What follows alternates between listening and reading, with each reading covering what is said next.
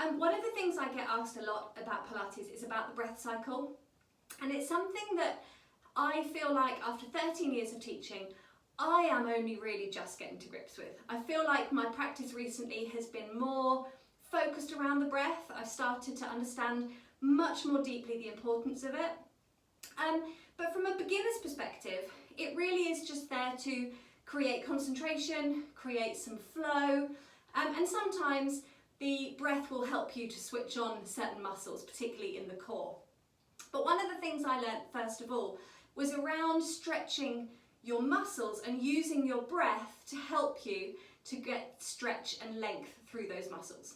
So if you have a band or a towel handy, or a dressing gown cord or a pair of tights, grab that now, and I'm going to show you a hamstring stretch using the breath to create a little bit of extra length.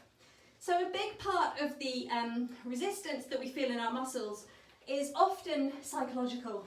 Not always, not entirely, but often. So I'd like you to place the band around the ball of the foot, anchor your tail to the floor, try and lengthen both sides of the waist. Make sure that this lifted leg hasn't hiked the pelvis up towards the ribs. I want you to keep space down the side of the body. Now, tail is on the ground, maybe a small arch in your lower back, ribs are on the floor, shoulders relaxed.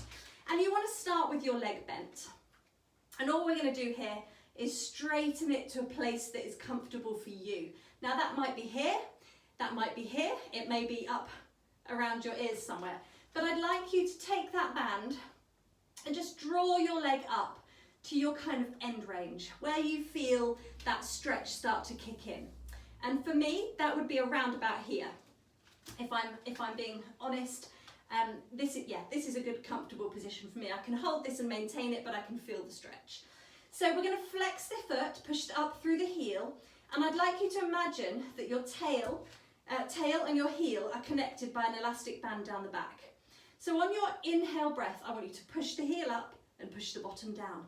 Inhale and imagine that band stretching. And then on the exhale, allow the leg to just draw a little bit closer in. Close your eyes so that you don't get hung up on visuals. Inhale, push up through the heel and down through the tail. And exhale, that slack band is now going to allow you to draw the leg in a little bit more. Use your breath. Inhale, lengthen. And exhale, draw in. One more breath.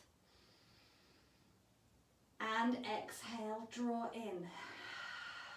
Now, for me, that's 4 breaths, has taken me a good few inches.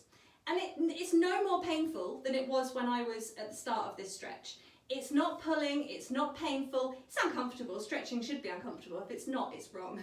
But it's no more painful than it was, but I've come quite a way in. And the reason for that is I've just released. I'm using the breath, I'm using imagery to find space. I'm sending blood, I'm creating blood flow, and I've just allowed my leg to come quite a bit further in, sort of from here to pretty much here.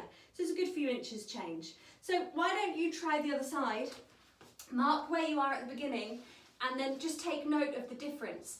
So remember, it's that inhale breath is imagining that band along the length of the leg, lengthening and stretching and pushing those 2 points away. And then on the exhale, you use the exhale to draw the leg closer in.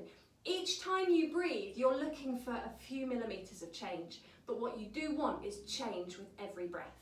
So give it a go and let me know how you get on. Tight hamstrings, this is great for.